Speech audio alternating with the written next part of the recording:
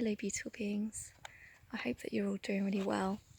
I thought I'd make a video today because I haven't in quite some time, and obviously with things that are going on in the world, I thought it would be the right time to maybe give a little bit of my wisdom and show you some beautiful nature if you're feeling a bit nature starved.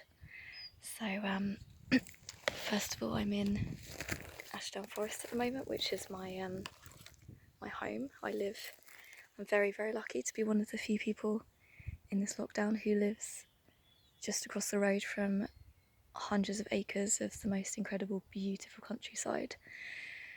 And I'll just quickly show you.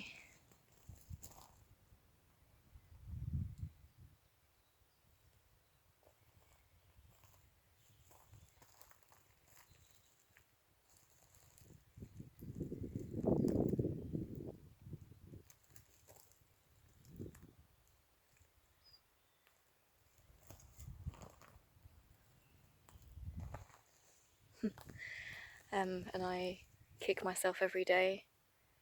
How can I be living here? This is the most incredible place. But at the moment, I just feel even more gratitude for it. And even as I'm talking, I can see a yellow butterfly just fluttering around. And it's been quite amazing because I'm one of the few people who live here, so there's only a few of us that are actually able to even get out here and walk around the forest at the moment.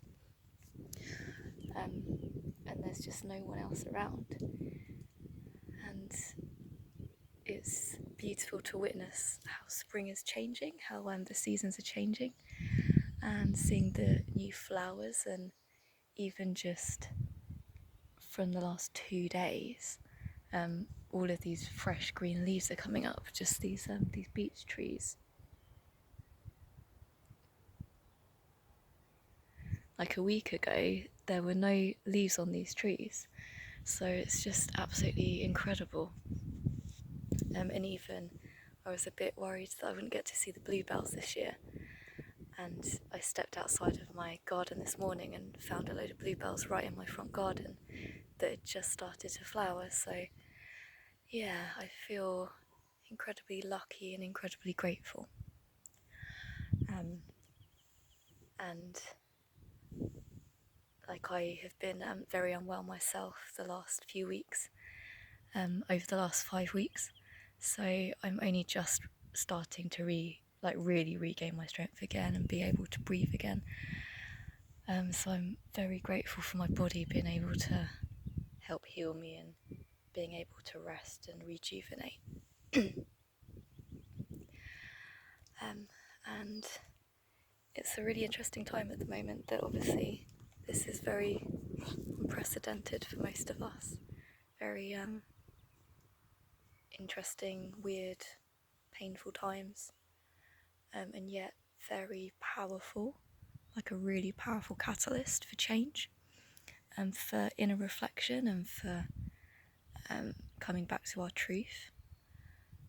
So I feel that we can take this opportunity to really really use it to our advantage, to come back to what really lights us up again, and to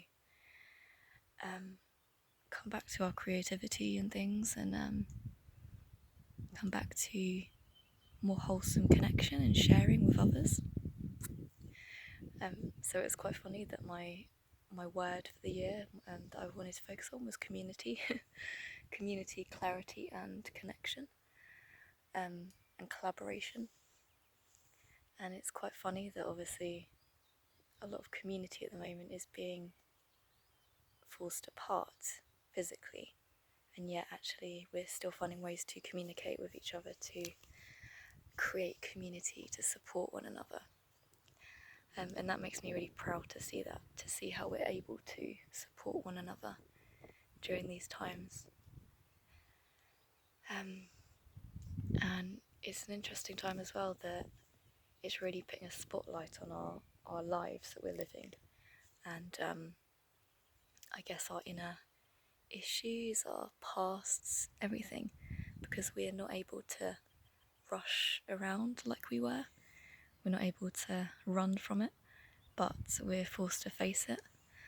And for some people, obviously being locked in with maybe partners that they're not getting on with, or in places that they're living that are not ideal, this is really, really difficult for people. It's serving as a really big wake-up call. And I think that's quite important, really, in some ways, to show us what's lacking.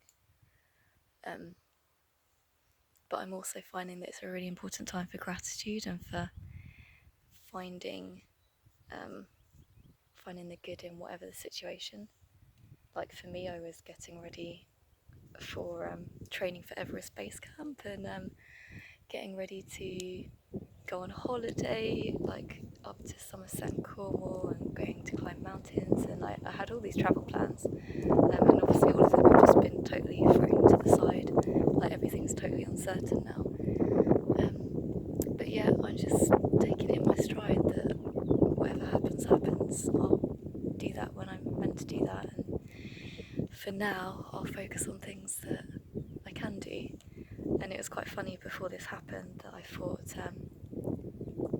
about how much I'd been rushing and how I wasn't really sitting down and focusing on reading the books that I really wanted to read, and maybe like working on some artwork and stuff I really wanted to start doing, but yet I was rushing around so much I wasn't allowing myself to. So this time is really good for me to come back and slow down a little bit more, and to be really grateful as well for where I am. So I'm going to read you a couple of things I've written before my voice gives out.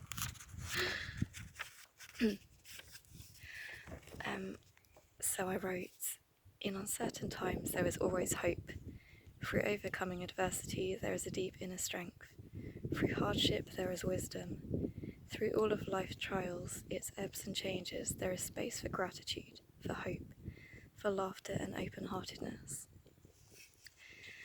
And something that I do a lot is I wrote down things that I was grateful for, and then physically as well, looking around and just smelling flowers, like taking the time to slow down and think, like, I love that smell, and I love how that looks, like that tree looks and things. And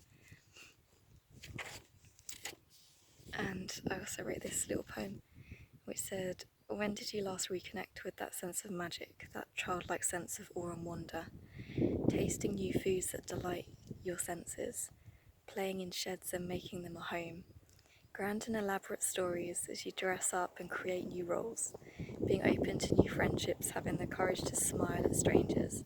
When was it that you forgot to let go?"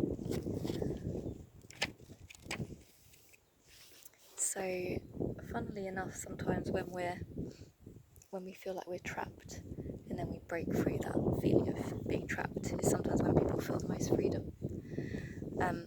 And I'm reading a book. I read a book called The Choice by Dr. Eger, who was in the Holocaust, and it's just the most incredible, beautiful story of overcoming hardship and using that to be grateful and present to life, and to face yourself and to find inner strength.